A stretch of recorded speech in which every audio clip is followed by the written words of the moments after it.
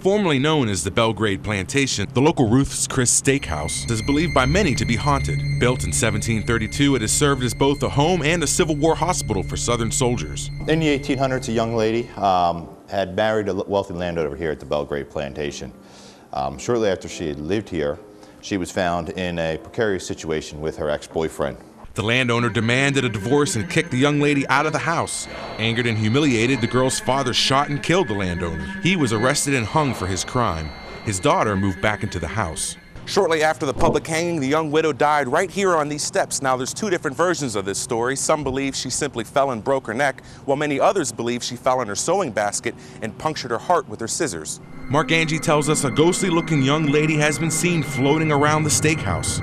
A lot of times, all you see is a little bit of an image, going by. He recalls a strange experience he had in the bar. The boards were creaking in a pacing manner back and forth.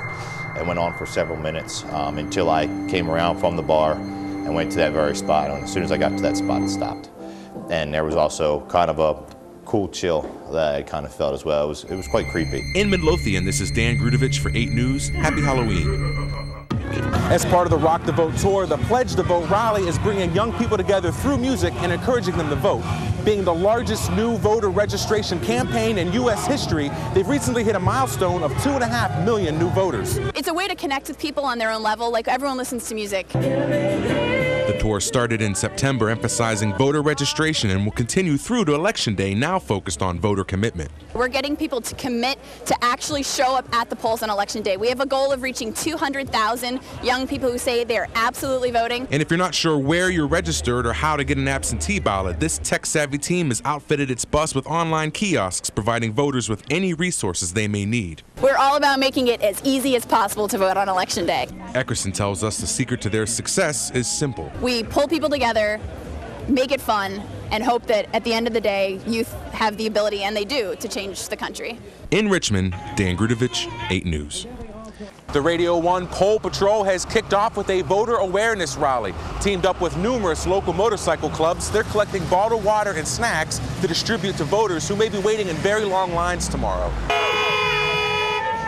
Challenges like senior citizen or diabetic voters trapped in long lines, confusion with polling locations or identification requirements, as well as transportation issues. We're starting the process to hurdle over the challenges that we could have tomorrow. Armed with a fleet of 20 vehicles, a few bullhorns, bottled water, and snacks, Lawrence tells us they plan to boost voter morale, education, and tolerance for the long lines. We're going to leave the station at 5:30. We're going to head to all of the districts here in the city of Richmond, and then we're going to head down to Petersburg. In Richmond, Dan Grudovich, 8 News. During election time, political support comes in many shapes and sizes, including that of a hamburger. Well, we started a special called the Obama Burgers. Sandra's Southern Style Soul Food is offering this delicatessen democratic delight for only 99 cents. You know, with these tough economic times, we decided to do something to give back to the community. I like a Obama burger with the onions and the mustard. As for their patrons' opinion, it's a great burger, man. Great name behind it, too. Man, burger tastes good. He got to win. They also tell us if Barack Obama wins, they will change the name of the burger to the Presidential Patty and put it on their regular menu. In Richmond, Dan Grudovich, 8 News.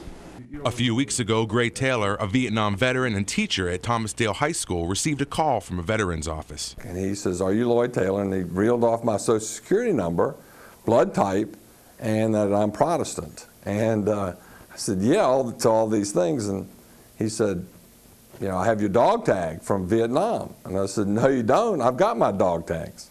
It wasn't until Taylor's wife checked his tags that he realized one was missing. He believes he left it behind when he was issued a new uniform just before leaving Vietnam 38 years ago. When my CO pulled me out of the field, I'm hiding for the last month in country, really.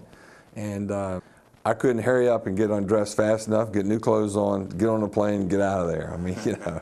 The lost dog tag was one of 3 purchased at a street market in Ho Chi Minh City by a North Dakota social worker who was on a trip with a former client. She felt they should be returned to their rightful owners and turned the tags over to a veteran's office. Taylor wears his tag every day. Today I read the article to one of my science classes, and you know, they applauded. It was kind of neat. In Richmond, Dan Grudovich, 8 News. The problem is graffiti like you see here. Now, this is a scene from last year when we ran this story, and since then, the spray can wielding vandals are back at it again. As the economic downturn tightens America's purse strings, social services like the Salvation Army here in Richmond are also feeling the strain.